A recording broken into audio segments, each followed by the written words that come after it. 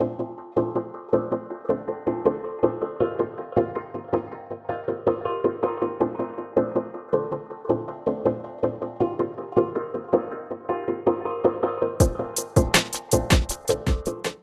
everyone and welcome to Making It Work. Today we are looking at Dr. Hooves' Experienced Equine, and this deck is a whole lot of silly fun. So the card reads, when this card becomes unfrightened, you may move it to a problem, and this card has +1 power for each Dr. Hooves friend in your discard pile.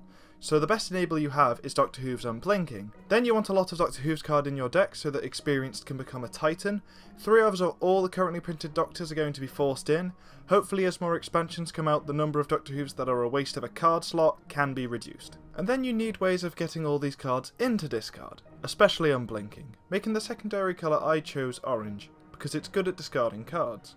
The big enablers we have are 2 Splashy, a dock with built-in discard that we need, we'll make our mark as going through 3 cards is a lot, Apple Bloom as paying less for cards while dropping Doctors is great synergy, and nice move kits can get through loads of cards sometimes but not others, just depends on the game. Bailout could be put in this slot or something like Extreme Sledding, but I like the extra card filtering myself. After that we have a bunch of other cards that are useful for different reasons. There's your orange entry like Trixie and Brayburn, who also rallies your Experienced. After that there's Kevin that helps with orange if you need it but also blue.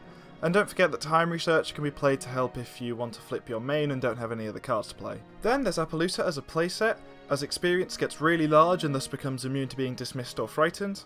And the final one is Ever Vigilant, as it's a simple movement event that is useful if you have 2 Experienced out that's going to confront a problem each. Then there's the Problem deck, that isn't very complex. It usually starts with Trading Traditions to make it so that you can play Apple Bloom on turn 1, and the rest are just nice problems that help disrupt your opponent, like Nightmare Knight, or that have big numbers on them that some decks might find awkward, like Winter Startup and Ready to Fight.